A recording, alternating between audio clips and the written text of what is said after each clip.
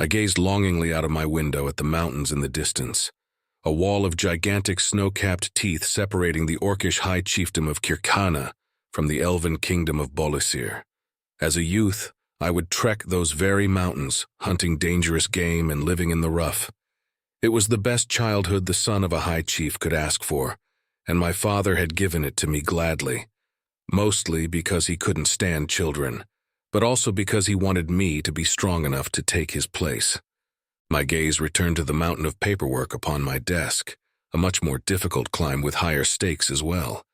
Paperwork is boring, but if it's done wrong or delayed, many can suffer. I envy the chiefs of small villages who rarely have to do any paperwork at all, although they have to listen to complaints in person rather than read a strongly worded letter. So we'll call it a draw. A knock on my door alerted me to Rezun's presence, one of the many aides that help me keep things running. I glanced at him and he said, "Sir, you've received a missive from Emperor Jack, slayer of demons, savior of dwarves, destroyer of—" Yes, yes. Jack has many impressive and lengthy titles. A missive, eh? He finally figured out that I can read then, I asked with a chuckle. Looks that way, High Chief. Rezun handed me the envelope containing the missive, and I felt a tinge of dread as I noted its thickness. I broke the wax seal with a claw and pulled the contents out into the light. 20 pages. God's damn it, this had better not be about that damned mine, or I'm going to declare war, I swear, I roared. Sir, it's almost definitely about the mine. You've been ignoring his request regarding it for years, Rezun said calmingly. I turned to glare at him. That's because he wants us to let his people mine the metal while giving us a percentage of the metal as a tax. Considering that it is our mine and we know how to mine, I see no reason to pay him any heed. Come on, sir, you know his people can mine better than we can. Most of our miners think that the dwarves will be able to pull more metal out than we can too. Might end up with more as tax than we would doing it ourselves. Is that right? I said sarcastically. And we might as well let the damned elves construct our buildings and the fucking gnomes run our economy, right? And what's left for us, eh? Dungeon running? Scavenging the wastes? And what do we do if the Drauh decide that they need to lengthen their border? Will we be able to rely on the dwarves, elves, or gnomes to come to our aid? No, sir, Rezun stated with the attitude of someone dealing with a toddler. Exactly. If he wants to be involved in the mine, he can teach our miners how to do it, I grumbled as an idea popped into my head. Wait, that's not a bad idea. We can offer to hire his dwarves as supervisors and trainers and give them a much smaller percentage. Have Palo meet with the Miners Guild and come up with some numbers. Then have a missive drawn up and reply to whatever this garbage says. Yes, High Chief. Rezun nodded as he left. I nearly threw the missive across the room, but decided that I had better check it first. It was too polite to have been written by Jack.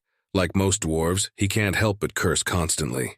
I chuckled at all the titles they had for me. It felt good to be recognized, even if it was just for flattery.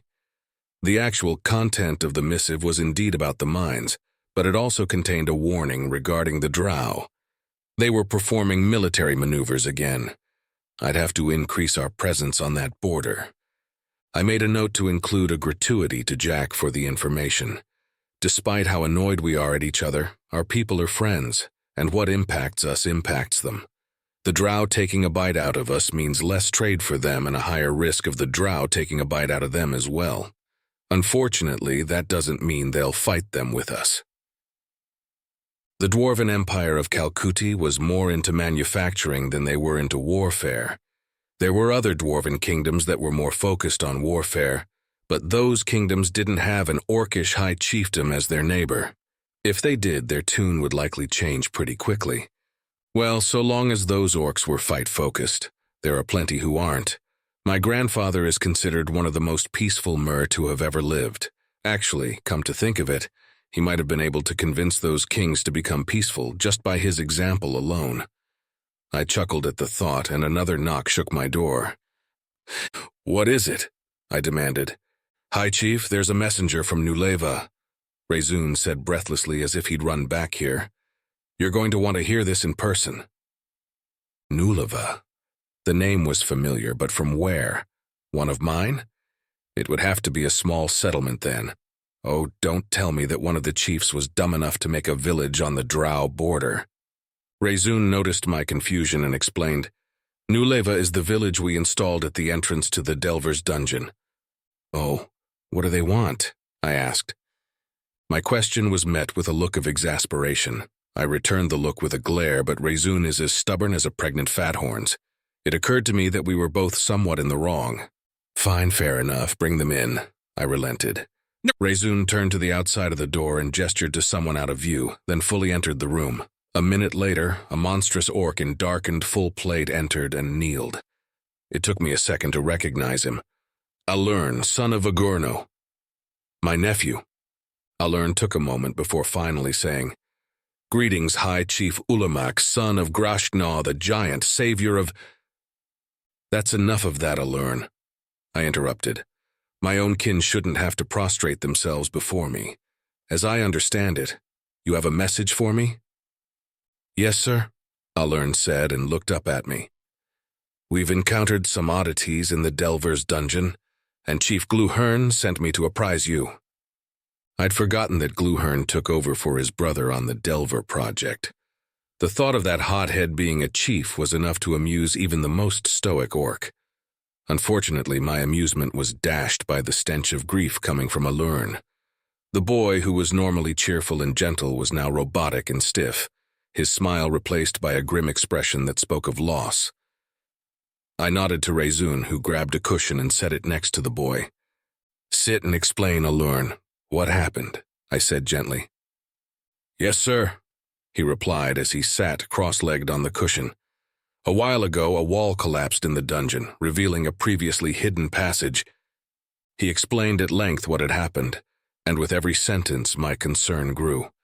A sentient thing called a human had been found and removed from the dungeon, and a boss that killed 2 over-10s had been encountered. Gluhern's plan to seal the passage to the boss was a sound one, but it might be a stopgap, especially since it sounded like the dungeon had already shifted twice and the hidden portion didn't change. Does Nuleva have any over-20s? I asked once he finished. No, sir. Delver's was labeled an entry-level dungeon. The only reason that Gluhern had over-10s at his disposal was because we became adventurers there, Alern said, gritting his teeth to stifle a sob. I'm sorry about your comrade, dear nephew. He will be avenged. If you'd like to be on the team I send, I can convince the adventurers to allow it. No, sir, I would only be a hindrance. That beast is my exact counter, just like Kirisaka was. A fool would think this to be cowardice, but I saw it for what it was. A warrior who knew he was outmatched and responsible enough not to weigh down those who would be fighting. Little Alern had grown into a very good orc indeed. Rezun, have Elizat gather a group of over-20s who are a good match for this thing and prepare to send them to Nuleva. Alern, you'll rest here and travel back with the group we send. Let Gluhern know that they answer directly to me and he is to provide them with food, water, and shelter. I'll handle their pay. Understood? Yes, High Chief, Alern and Rezun said simultaneously. Rezun immediately set about his new task, and Alern rose from the cushion. He picked it up and put it back, like the responsible Mur I know him to be. He then turned back to me, waiting to be dismissed. How's your father, boy? I asked. I wouldn't know, sir. Haven't heard from him in 2 years, he said, finally smiling. I grinned back. Agurno, my little brother, was legendarily aloof. He cared but didn't know how to show it, and simply decided it would be best if he didn't. Alern's not his only child, but since his mother has been patient enough to handle the long disappearances, he's the one who's seen the most of his father's love, which is probably why the boy couldn't resist chuckling at his father's foibles. Well, that's good news then. If something had happened, it would have been heard across the entire continent. We both laughed at the truth of that statement. Agurno had become an adventurer instead of a chief, and quickly showed onlookers why it isn't fair for someone of my bloodline to become one. His last big fight had been against a corrupted high dragon, and it had left scars in the landscape that still haven't healed. Even his son was a powerhouse, and was one of the youngest over-10s in history. If Alern had turned out to be a bit faster, that monster in Delver's wouldn't have stood a chance. We discussed the rest of Alern's family and how his career had been going. He recounted tales of fights in the wastes against gigantic beasts and funny stories involving his comrades. Then we discussed how the nation was faring, and I was careful not to go into too much detail regarding the troubles with the Drauh. Finally, our conversation came to a close. "I think I'll head to the chow hall. I've missed the fathorn steak you have here," Alern said with a chuckle. "Right," I replied with a chuckle. "Oh, and Alern, I understand that the human has been adopted into the Alta family, but I'd still like to know more about it. I don't mind how this happens, whether it be an informal interrogation or if we arrange a meeting, but I don't like mysteries." "Yes, High Chief. I'll do what I can." Alern nodded and left. I rested my chin on my hand as I thought about the future of our nation. Was this human a good omen or a bad one? The latter seemed somewhat likely, considering what else had been found in that secret passage. I was distracted by this line of thought until my eyes once again rested on the mountain of paperwork on my desk. Damn. Well, back to work.